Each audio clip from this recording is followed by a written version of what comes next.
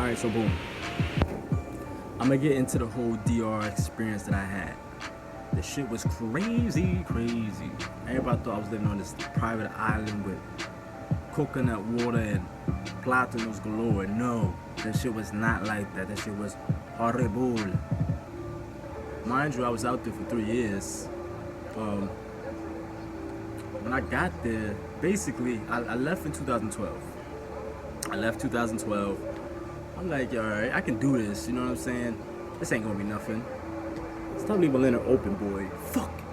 So, listen, literally, when I hop off the plane, I'm like, yo, what the fuck did I do? This is not for me. And I wasn't living in a tourist area. I was in a fucked up part, I ain't gonna lie. That shit was crazy at first. So, mind you, I don't know Spanish when I go out there. I don't know no Spanish, nigga. What the fuck are they saying? And it makes it a little harder to live out there, obviously, if you don't know Spanish.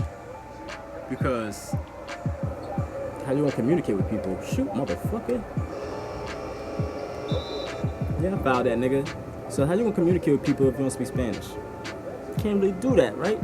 So basically, what I did was I watched a lot of cartoons, a lot of cartoons with subtitles at the bottom of the screen, and that's how I ended up learning Spanish. But it took a while. And it took a lot of being finessed to actually understand this shit, because they know if you don't speak it. Like, they'll know, like, oh, this motherfucker don't speak Spanish. And they'll try to beat you all the time while you go to the store, while you take a taxi or whatever the case. They're gonna try to overcharge you, and there's nothing you can really do because you can't communicate with nobody. Not that anybody gives a fuck. So listen, this is gonna be a part one because it's kind of long. So look, boom. The first week I'm there, right? I go to the supermarket. I'm leaving the crib. It's like 8 o'clock at night. I go to the supermarket, and it's probably like, I'm gonna say, like 2. No, not 2. It's probably like 8 o'clock at night, and it was starting to get dark. So I'm like, cool. On my way back, it's like a little alleyway that I had to get to my house. Shit. Fuck. So it's like a little alleyway that I had to get to my house. So as we going through I'm alone at this point. I don't know no Spanish. This is my first week in DR. As we walking through the alleyway, I'm walking through the alleyway. As I'm coming out of the alley, is a taxi. They call them conchos. There was a concho that pulled up behind me, and 3 dudes popped out the concho. And being the stupid ass that I am, really didn't pay too much attention until they stopped getting real close to me. So the 3 dudes come up to me. The 1 stands in front of me and 2 stand beside me. Now, mind you, I have my cell phone in my hand. Another stupid mistake. I have my cell phone in my hand, and then the guy in front of me just starts going off in Spanish. I don't know what the fuck he's saying.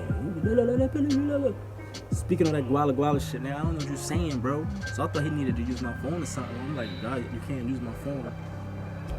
So after I said that, my man pulls out a box 50 razor. Them little razors you go to the barbershop and you get. He pulled out one of them. I'm like, yo, what the fuck? Alright, it's about to get busy. How you miss a layup, bro? I'm not even running back on defense. Julius is snapping. Get the fuck out of here. So I'm like, alright. He put out a box 50 razors. So the one dude is one guy on one side, there's another guy on the other side of me. The one guy, they grabbed both my arms, so I can't move. My arms are stuck. So the guy in front of me, he got the buck 50 razor, and he starts cutting the shit out of my face with this buck 50 razor now. Now listen, my whole life starts flashing before my eyes at this point. Like, I'm like, yo, I'm really about to die out here on some real DR bullshit over a cell phone. I don't know why it didn't click in my head. Yo, drop the phone, bro. Drop the phone. But I end up dropping the phone. When I dropped the phone, the guy that was holding my arm with the phone in it ends up like bending down to pick the phone up.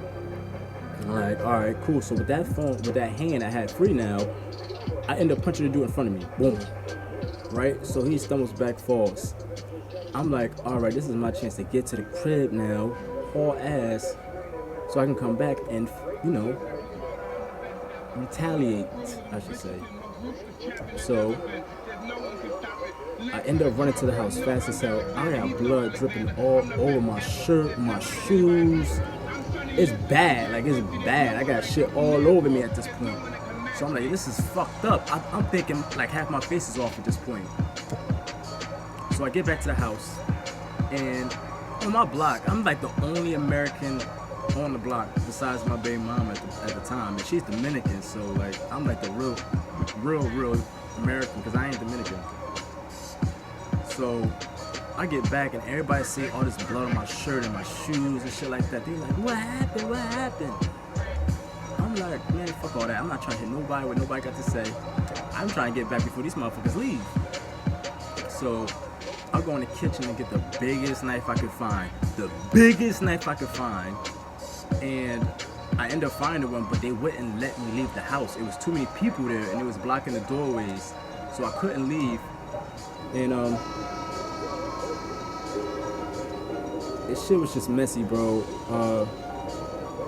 My baby mom's mom started crying and stuff. That's when I calmed down a little bit, like, yo, chill, I got chill. And there's other people that went out and did their thing, but it was just, that shit was my real first crazy experience in DR. Like, that shit was wild. Like, I really thought I was gonna die the first week I was there. And I mean, luckily I made it out of that situation, and it was just a learning experience from that point on. Never walk around with my cell phone in my hand. That is stupid. You will be robbed, brother. They don't care. Out there, that's the young boys out there. That's what all they care about is cell phones, stealing cell phones, and taking them to the city to get money off of them and shit like that. Actually, the stores in the city tell the kids, yo, listen, go out there, find me some phones, and I'll break you off some money. That's how they eat. They gotta eat, you know what I'm saying? There ain't a lot of jobs out there, you know what I mean? Even if you speak English, there's a few call centers out there, but ain't really much for people that don't speak English or from that country. Damn. So, I mean, I guess in that instance, I kind of understand, because when you starving and your ribs is touching, shit, you gonna do whatever you got to do to put food on your plate. You're just not gonna take for mine. Fuck all that. So that was that situation. I'll keep fucking up with Leonard. I keep fucking up. And that nigga got a cold. He got a frosty on him. Throw that nigga shit. Oh. So, alright, that was one incident I had in DR. That was the first week. There was tons of other incidents where people try to come up on us. But that's just how it is out there. And what else can I tell y'all? I'll tell you right now, just like the electricity out there, the power outages out there were wild crazy, bro. Like, wild crazy. Throughout the day, each part of the country, there's part, you know, they turn off the electricity to conserve energy throughout the country. You know, which makes sense. And depending on where you lived at, depend how long the electricity would stay out, unless you had a generator at your house. And most people did not have generators because it cost money and people were poor. Niggas wasn't buying generators out there, so like in the wealthy tourist area parts, you had the generators and stuff like that. But like I lived in the city, so when the lights went out, It's dark, and you just hope that the lights don't go out at night. Like, the worst thing is for the power to go out between the hours of, like, anytime the sun go down, because that's when shit gets real. That's when shit get real. That's when you start hearing all those motor controls and scooters and shit riding around. They be looking for people out there, bro. I know. And another thing, that whole alcohol poisoning thing that happened in DR, I know exactly what the fuck was happening, bro. I was there. Like, I know exactly. I know where it came from, all that. Like, them niggas were, the people that were dying in DR from the alcohol poisoning were the people that, like, the resorts was buying the liquor, the knockoff liquor from inside of the country, basically, of Dominican Republic, and there was warehouses all over where, they sold knockoff liquor. They sold them in milk jugs. So you would pay 100 pesos for a huge milk jug of whatever alcohol you wanted, and they would give it to you. So you gotta think about it. They trying to save as much money as they can. They ain't trying to spend a whole bunch of money on Patron bottles and stuff like that. They gonna get the bottle, but they gonna put something else in it that look like Patron. It even might smell like Patron, but it ain't Patron. And I used to have like a little bar in DR, just all facts, and it was called Jolly Drinks, as a matter of fact. And what happened was, I really didn't think too much about it. When I was buying it from the warehouses, well, I wasn't actually buying it. Well, somebody was getting it for me, I should say. I wasn't buying it because I didn't know it was that deep either until later on. That's why I stopped. And come to find out, they told the guy, like, yo, don't drink this shit straight. Don't drink this shit straight. If you drink it straight, you're gonna get sick and you're gonna die. Like, it's not to be drinking straight. It's to be mixed with other alcohol, or not other alcohol, but juice. Basically, damn, kid crossed the shit out of my man's. That's embarrassing, bro. And we ain't getting no fucking boards. Get the board, nigga. Anyway, he told the person that used to get the liquor from me, like, yo, do not drink this shit straight. If you drink it straight, it's gonna be a problem. You're gonna be sick for days. You might die. So, me being the dickhead that I am, I end up taking a littlest swig of a shot just to see how strong this shit was. I was throwing up forever, bro. This shit was fucked up. Like, I'm like, yo, this ain't right. And come to find out, the shit they was mixing it with was like rat poison or some shit like that. Why? Because it gave you the same sensation if you was drunk. But if you drink too much, obviously, I don't know if it was rat poison. It had something to do with rats. Like, I don't know if it had to be like a poison of some sort. I can't remember exactly what he said, but it was messing people up. Like, I was giving out drinks and niggas was getting fucked up. I'm like, damn, I just put literally a bottle cap of this shit inside of it and they was getting smacked. So, I know that's where the resorts are getting this shit from, bro. I know where they're getting them from. For a fact. And what might have happened is they might have made a batch that was way too strong. Like, all right, this is a way too strong of a batch. We bugging, and then it was already too late to get the shit off the shelf, so it was already serving it to people. And that's exactly what happened, bro. We got that. So, when I started seeing all them articles and shit online about people dying in DR from alcohol poisoning, I know exactly what the fuck was happening. But who the fuck gonna listen to me? Who gonna listen to the American that lived out there for 4 years? Nobody. But that's alright. So, that was crazy. I mean, man, there was a lot of crazy shit out there, bro. I saw people get electrocuted, like climbing telephone poles. Like, why are you doing it? There was this guy who used to walk around. It was this place called El Congo. This nigga used to walk around with like bags of shit tied all around him. There's a whole bunch of bags of shit just tied around him. And the man had the whole block stinking. The whole block smelled like shit until one day they like hosed them down literally in the middle of the street and all this other stuff. And then I don't know, bro. This shit was just different. Like some strange shit I done seen, man. I don't regret nothing though. I don't regret anything I saw. I don't regret nothing because I learned a lot and gained a lot of knowledge and experience from being out there. I think I've learned more being out there those 3 years than I would have going to college. That experience itself was a lot. And I'll tell you right now, a lot of people would not be able to handle that shit, bro. A lot of people would not be able to. They would have came home. Shit, it was times where I was ready to come, bro. I'm done. I am done with this shit. But I made it out the bitch. I made it out unscathed and cool and collected. I remember one time I was at my apartment, and me and my being was together. She was coming home, and as she was walking down the street, she was just crying. I'm like, what the fuck are you crying for? And she would, like, at first she wouldn't tell me, so I thought somebody had touched her or raped her or some shit like that. So my mind just went blank red, like I was going to flip the fuck out.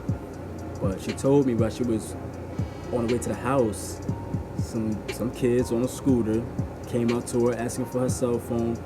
Why she said she didn't have the fucking cell phone, I don't know. So I don't know if she was nervous or scared. This is broad daylight too, people. This is daylight. Like, people outside walking shit. So she like, I don't have it. I don't got no cell phone. They like, dude in the back of the scooter like, shoot her, bro. Shoot her. Why you even talking to her? She don't got nothing to give you. Kill her. So they pulled out the gun or whatever. Luckily, by the time they pulled it out, there was another car coming down the street. So they peeled off because obviously, you know, they don't want nobody seeing them commit a murder in broad daylight. But they don't care. So they peel off. And this was like literally like 2 blocks from my house. And she comes running to the house, and she was crazy, bro. That shit was crazy. Like, I was going to kill everybody on that island if someone had touched her. Like, you got me messed up. Shit like that. Like, it was a lot of good, though. Don't get it twisted. It was a lot of good. I mean, the beaches out there, amazing. Amazing beaches, bro. Like, you've seen it in a magazine. Like, these are some amazing ass beaches. This is amazing ass scenery. I've met some of the most genuine people out there I've ever met in my whole entire life. You learn how to be humble when you don't have nothing, I guess, and they don't have nothing.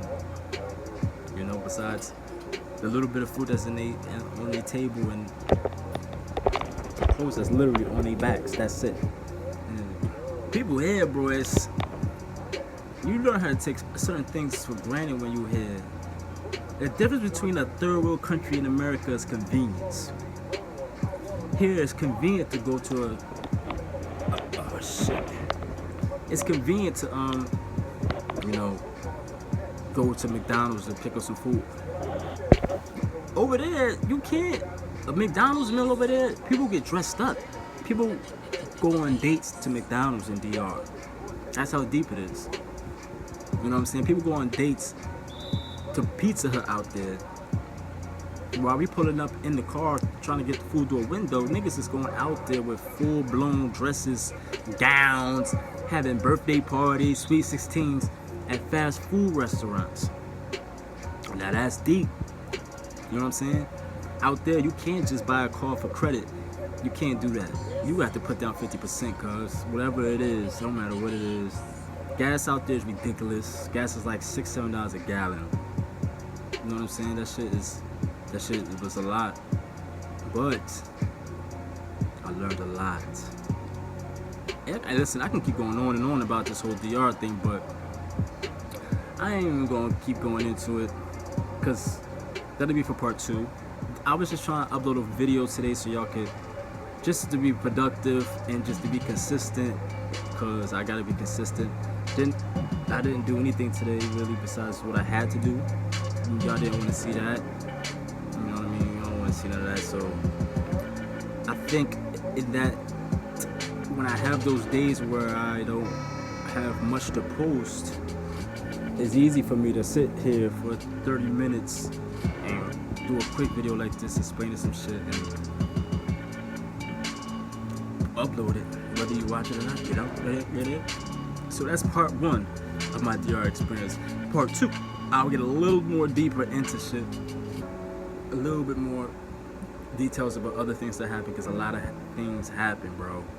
A lot of things happen. This is for anybody that's thinking about living